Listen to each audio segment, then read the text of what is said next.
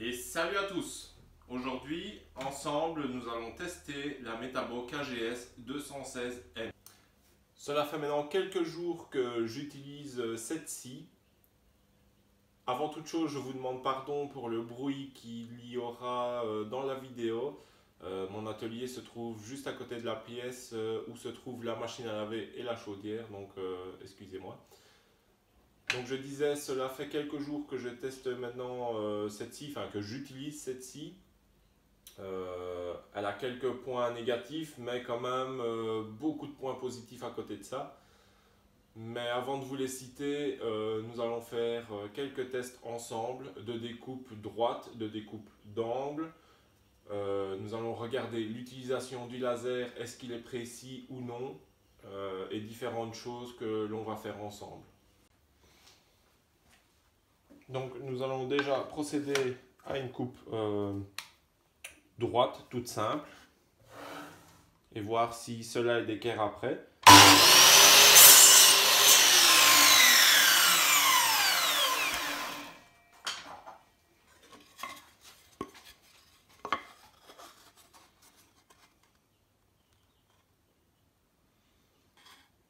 À première vue, ça a l'air pas mal du tout.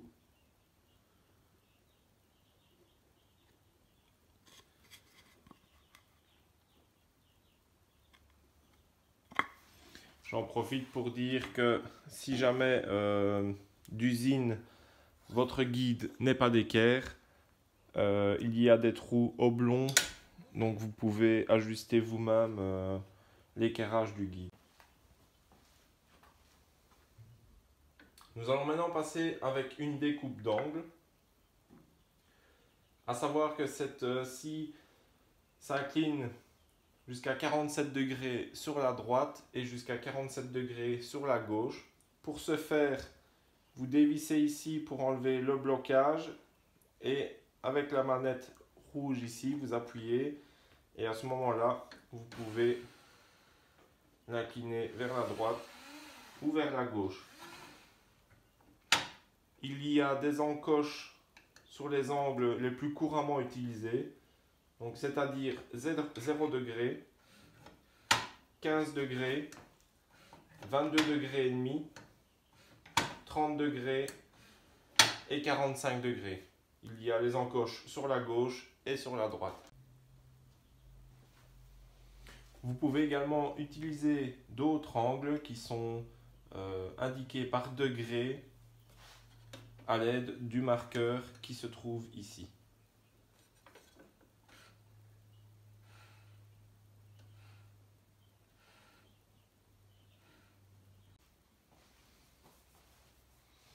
Une fois votre angle choisi, nous allons faire ici un test à 45 degrés. Vous resserrez ici pour éviter que cela ne bouge.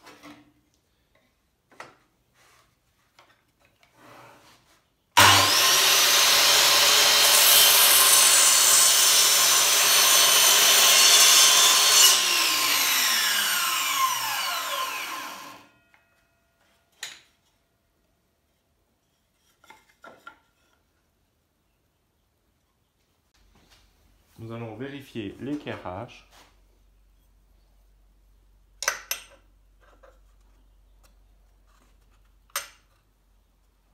Nous pouvons voir que cela est parfait. Vous pouvez également régler l'angle d'inclinaison, mais uniquement sur la gauche, ici, pour faire également des coupes à 45 degrés. Cela va également jusqu'à 47 degrés. Ici, il n'y a malheureusement pas d'encoche. Donc c'est à vous de regarder un petit peu où vous vous mettez exactement.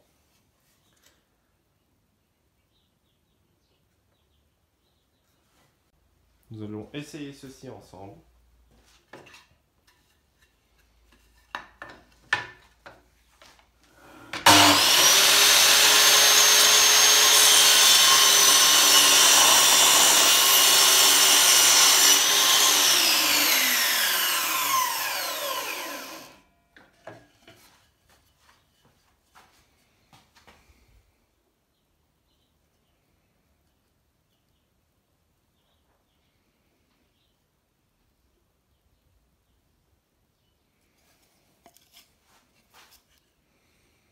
L'état de surface est correct.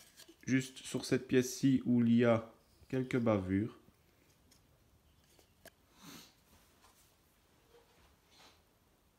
Vous avez également une butée de profondeur.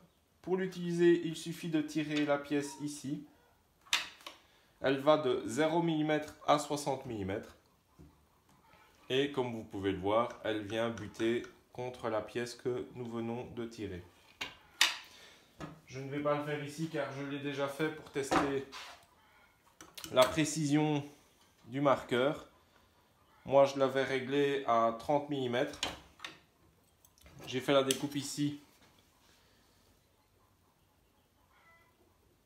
Voici, j'ai fait la découpe ici.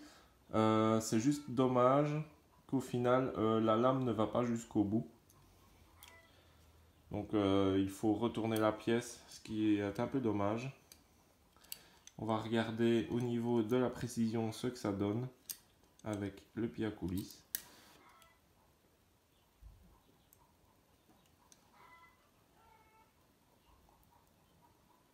Voici.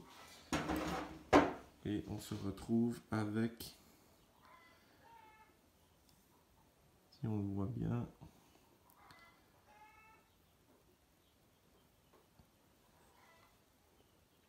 32 mm ». Donc, au niveau de la précision de la butée, voilà, ça aurait pu être un petit peu mieux. Nous allons maintenant passer au test du laser. Voir si d'usine il est bien réglé par rapport à la lame. J'ai lu sur internet que le modèle avait changé car l'ancien modèle de laser se trouvait ici en dessous de la lame sur la gauche et la lampe se trouvait sur la droite. D'après ce que j'ai pu lire sur l'ancien modèle, le laser lâchait très souvent. Moi, est-ce une chance ou bien le problème a été réglé? Sur le nouveau modèle, en tout cas, ça va faire une semaine que je l'utilise tout le temps. Il n'a pas encore lâché. Sur le nouveau modèle, le laser se trouve ici au-dessus maintenant et la lampe se trouve ici. Pour effectuer ce test, j'ai pris une planche de médium qui est presque à la taille maximale que la machine peut découper, à savoir que la taille maximale est de 305 mm. Ici, je suis sur une planche de plus ou moins 290 mm. Donc, nous allons allumer le laser, se placer juste sur le trait.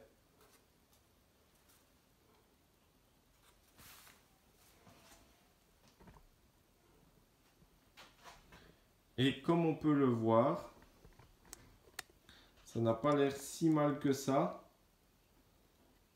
excepté sur la fin, qu'il part un peu vers la gauche. Moi, au préalable, j'avais tracé à l'équerre mon bois, afin d'avoir un point de repère.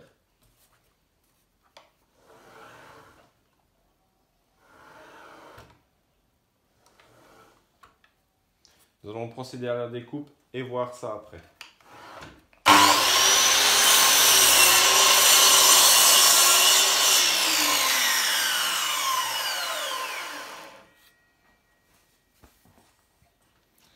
Donc on peut voir que sur la fin de la pièce, donc sur les 30 cm, il y a un léger décalage d'usine. On va procéder maintenant à un autre test sur un morceau de bois de 140 par 60 afin de juger si le laser est précis ou non.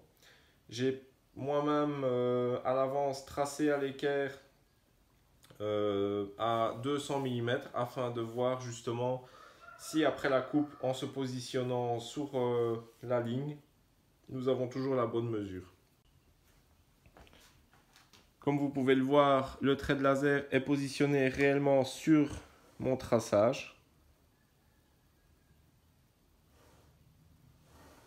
Et nous allons procéder à la découpe.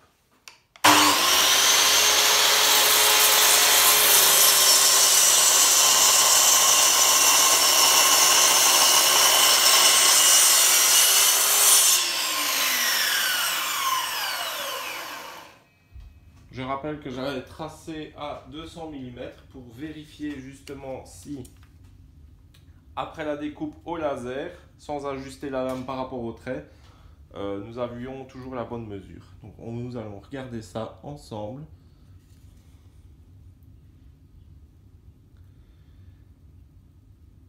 Et je suis à 19,7. Voilà. Donc il y aurait quand même un ajustage à faire au niveau du laser, car il n'est pas précis à 100%. Au niveau de la lampe, rien à redire. Moi, j'ai la chance d'être dans un atelier qui est quand même assez lumineux. Maintenant, cela peut s'avérer pratique lorsque vous êtes en déplacement et que vous travaillez dans une pièce peu lumineuse. Vous avez quand même la lampe qui vous permet de mieux voir ce que vous faites. Lorsque nous devons découper des planches un peu plus grandes, nous avons la possibilité de se servir des deux allonges qui sont fournies avec. À savoir que si vous avez vraiment une très grande longueur à couper, il faudra vous équiper du support de Metabo ou alors investir dans des trépieds à rouleau comme ceci. Nous avons également un serre-joint qui s'avère très pratique, qui peut se déplacer de gauche à droite.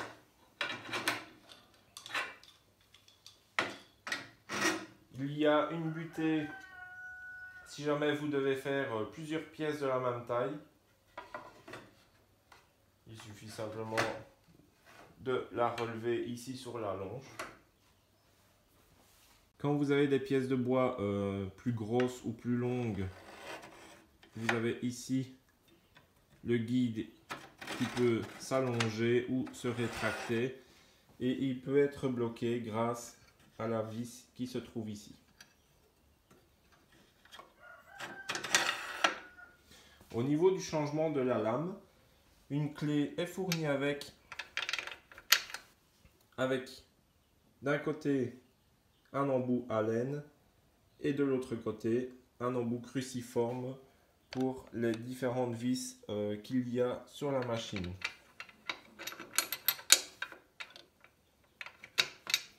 Au niveau du changement de la lame, nous avons ici le bouton qui sert à bloquer la lame et il suffit simplement de dévisser le boulon à laine qui se trouve ici afin de savoir sortir la lame.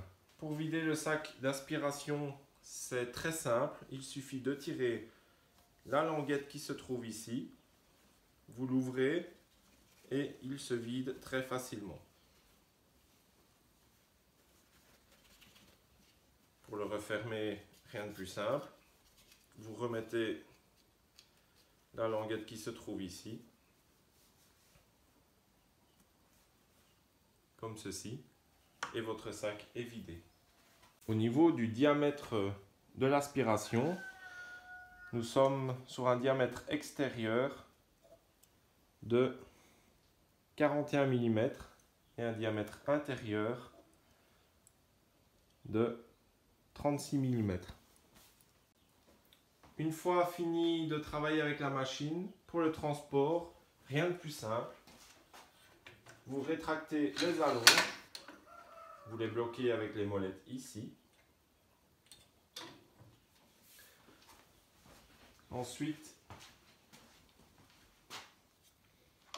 il y a ici de quoi bloquer la scie en position abaissée. Et ici derrière, vous avez la molette pour éviter que le coulisseau ne fonctionne. Vous avez un range-câble, enfin de quoi enrouler le câble, pardon, comme ceci. Et très pratique, la poignée de transport qui vous permet de prendre votre scie très facilement et de la déplacer. Le test est maintenant terminé. Nous allons passer au point positif et au point négatif selon mon ressenti avec plus ou moins moins 2 semaines d'utilisation derrière moi. Peut-être qu'à l'usage, dans le temps, j'en trouverai d'autres, donc des points négatifs ou positifs. En tout cas, pour l'instant, au niveau point positif, nous avons quand même une deuxième lame qui est fournie avec. On est sur une machine qui est solide, le châssis est quand même en métal. Les guides aussi, contrairement à d'autres machines que j'ai pu voir dans le commerce où les guides, etc. sont en plastique. Où les axes de rotation sont en plastique également. Ça reste des gadgets, mais nous avons un laser et une lampe qui peuvent s'avérer pratiques dans des endroits peu lumineux. Nous avons une butée de profondeur qui nous permet de faire des entailles dans le bois. On a également les allonges avec une butée qui permet de faire des pièces identiques. Un sac d'aspiration qui se vide très facilement. Un transport très facile grâce à sa poignée. On a le guide qui est réglable en longueur comme je vous ai montré pendant le test. Et son prix. On est sur une bonne machine, je ne vais pas dire professionnelle, mais on est quand même, je pense, sur du semi-professionnel. Le plus cher que je l'ai vu en commerce, je n'ai pas regardé les prix sur internet, mais en commerce, le plus cher que je l'ai vu, c'était 250 €. Pour ma part, je l'ai payé 229 € et je trouve cela plus que correct. Au niveau des points négatifs, pour l'instant, ce que je lui ai trouvé, c'est la deuxième lame qui est fournie avec, c'est très bien, ça peut s'avérer utile. Malheureusement, je trouve que Metabo aurait pu fournir une lame différente que celle qui est montée sur la machine. Donc à savoir qu'on se retrouve avec deux lames de 40 dents. Donc ils auraient pu mettre une lame avec moins ou plus de dents dans la boîte. Nous avons un petit manque de précision sur la butée de profondeur ainsi que sur le laser. Et au niveau de la longe, au niveau de la butée ici de la longe, je trouve ça un peu dommage aussi qu'elle ne soit pas plus extensible. Voilà, car en fait une fois que la longe est étendue entièrement, la butée vous êtes plus ou moins à 33-34 cm de la lame. Donc malheureusement si vous devez faire plusieurs pièces identiques qui sont au-delà de cette mesure, cela ne sera pas possible avec la machine seule. À part cela, pour l'instant, je n'ai pas trouvé d'autres points négatifs. Maintenant, si vous possédez cette machine, du moins ce modèle-ci, et que vous en voyez d'autres, que vous en connaissez d'autres, n'hésitez pas à le dire dans les commentaires. J'espère que ce test retour utilisateur vous aura plu. Si vous voulez plus de vidéos, abonnez-vous, partagez mes vidéos afin de m'encourager à continuer. Et d'ici là, portez-vous bien.